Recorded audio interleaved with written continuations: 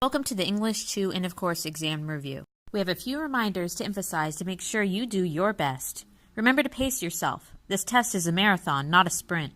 You may need to take a breather at times, a few minutes to recuperate, but try to get back to it and stay focused on your goal. Draft your essay early on when you're fresh, and then save some time at the end to revisit the essay for revising and editing. For the multiple choice, make sure you read each passage and look at the answer choices carefully, using the process of elimination to select the best answer. Also, it's a good idea to review all of your answer choices at the end. The best tool available to you during the test is the dictionary, so use it whenever possible. At the back of the dictionary, you'll find a section on basic English grammar and basic English punctuation.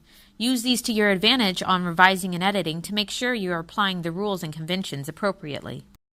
When writing your essay, follow the writing process from pre-writing to drafting, then revising and editing.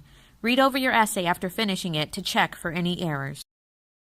Don't forget that the actual prompt is the part that starts with "write an essay." The quote and the statement to think about are not the prompt. Remember to look at your two options of sides to take on the topic. Then decide what your position is and come up with a good reason or two as support. Stay focused and avoid listing multiple reasons and examples. Use a pre-writing strategy, such as a bubble map, listing, or outlining to organize your thoughts. Your essay should be narrow and deep rather than wide and shallow, meaning you should keep a narrow focus on only one or two reasons. Each reason should have a developed example for support that provides depth to the essay. To make the essay persuasive, you will need to include techniques that convince your reader. Lure your reader in with an effective hook, such as using figurative language, imagery, a hypothetical scenario, or a brief personal anecdote. To avoid needlessly repeating yourself, do not restate your position statement in the conclusion. Instead, echo something from your hook. This unifies your essay, bringing it full circle for your reader. Try to include all of the rhetorical appeals. Establish your own credibility by showing your experience on the topic. Use language that will get an emotional reaction from your reader.